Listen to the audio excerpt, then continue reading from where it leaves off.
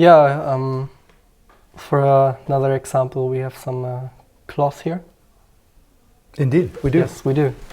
And I tried my very best to make it quite textured.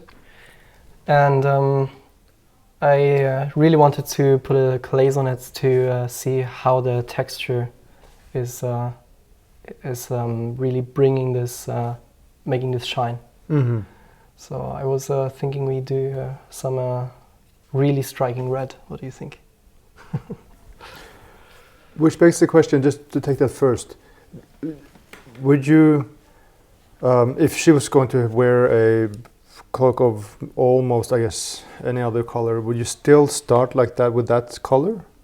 Yes, because I want it to be quite a light cloth and not a very Okay, yeah, so you do adjust... yeah, adjust the values towards whatever I want. Yeah, or What you can also do is paint it in pink. If you paint it in pink, the red would come out even more striking.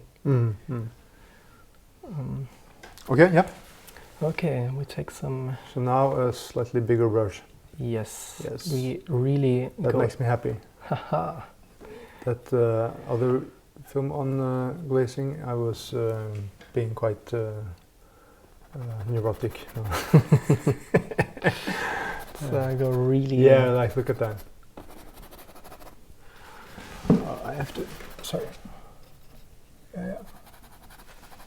It looks like blood stains here right now. Oh, that's very dramatic. Yes, yeah. Very fresh. I mean, you could really use that. If you wanted that to be blood, that would be fantastic, right? Quite convincing. Yeah, absolutely. I mean, quite convincing. It would be very convincing. Oh, look at that. Pushing it back. So, this relation here. Ah, that's great.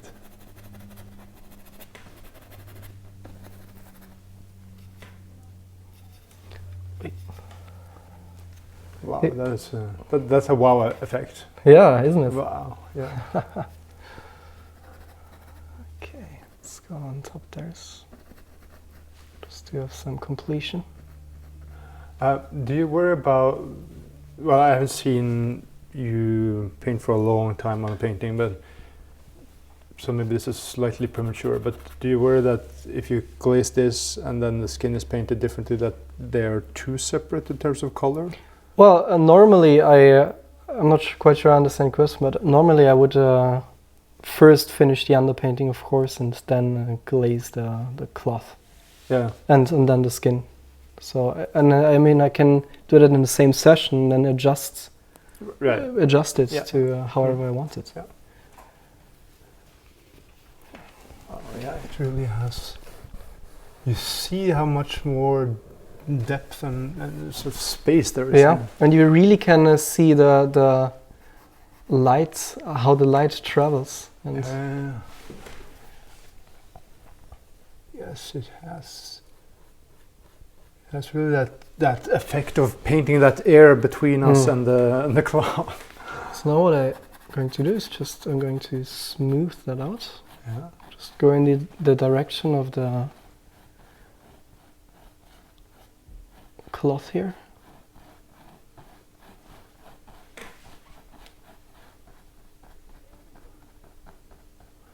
And it's really smart to always go directional in whatever you paint. So to always go what?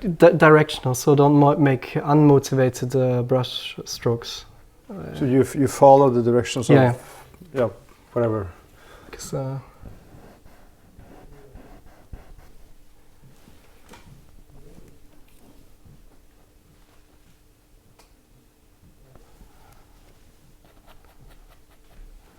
so we have that, and then can take our cloth here and transfer the red over to here. Yeah. Oh my god. I mean, there's so much you can use that for. Light comes in, hits a little bit here, and then the rest is more exactly. It's so many things you can do. Jeez, that's another. go. Great change.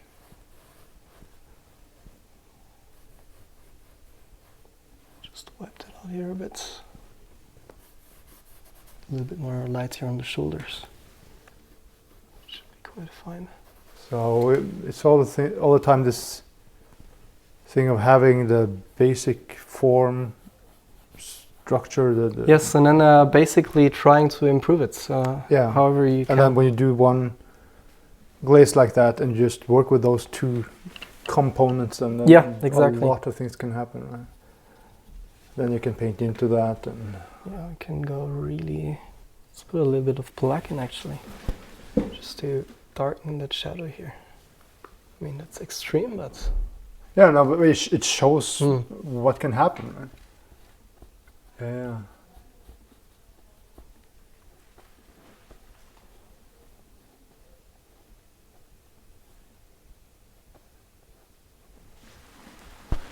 Right, so you unify things and then you can really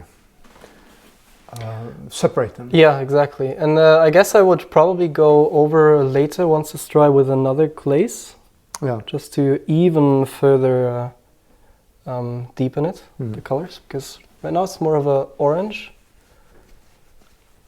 Could push that more back towards red, right? Like it was. But would you work like that in all parts of the painting, or would you treat the landscape differently, or?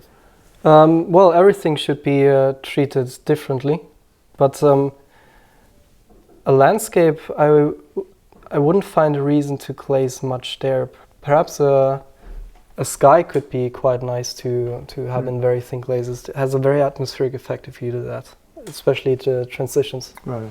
But if you paint grass, you should actually try to keep that quite sharp. Perhaps you can unify with the glazed patches with the color. Yeah, I'm just thinking that if it's painted too differently, then you might get a disconnect. Yeah. So number one is always to have a balance in your painting. Right. That should always be. One part can look fantastic if it doesn't integrate with the rest of the painting. It's just you're doing a poor job. Either upgrade the rest or degrade the whatever you were doing. Exactly. Let's go here and here a little bit. Yeah, and there's so much you can start painting into that, and yeah, it's pushing, pulling. Yeah. Oh man, it's so much you can do. And what that does, if you're really working with the cool of the sky, what that does. I mean, I guess we can make it night on the dark here. If we take some black, perhaps a little bit of green, we can really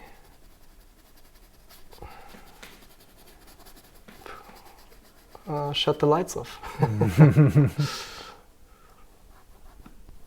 Strengthen the contrast, yeah.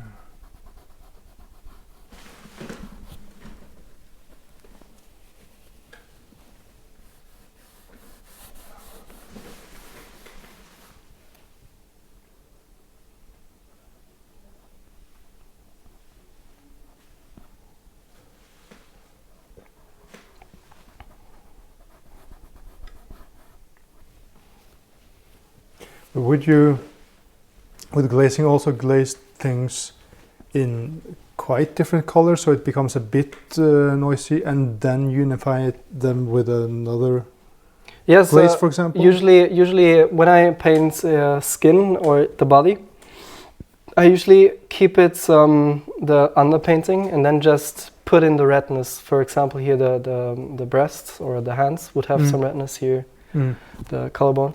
And then let that dry, and then I go over with like a universal skin tone. Right. And then I can take a third one where I can turn the form with some cooler tones again. Right. So just be careful, don't do too much, because then it really starts becoming a dark painting. Right. Okay. Yeah. So that's why you're underpainting. If you have in mind to glaze, make it lighter than it's the actual results should be in the end. The underpaint, yeah. The values, yeah. Yeah, you have to think ahead. You have to think like chess, yeah.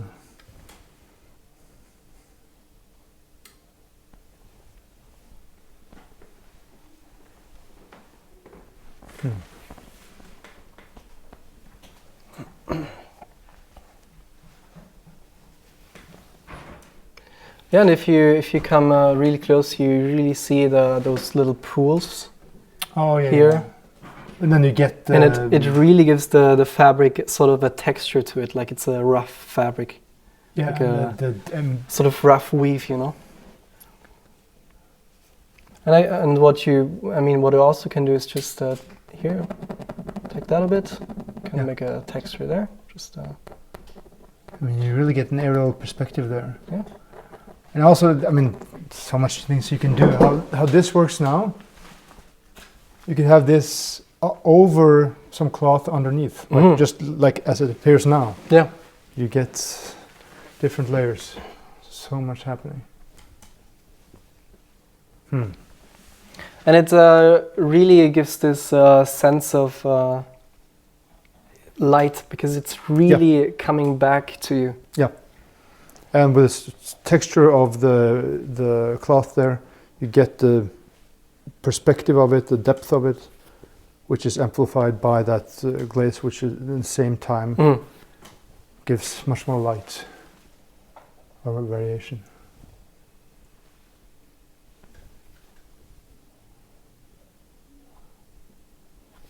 So it's that easy. Yeah, it's not witchcraft.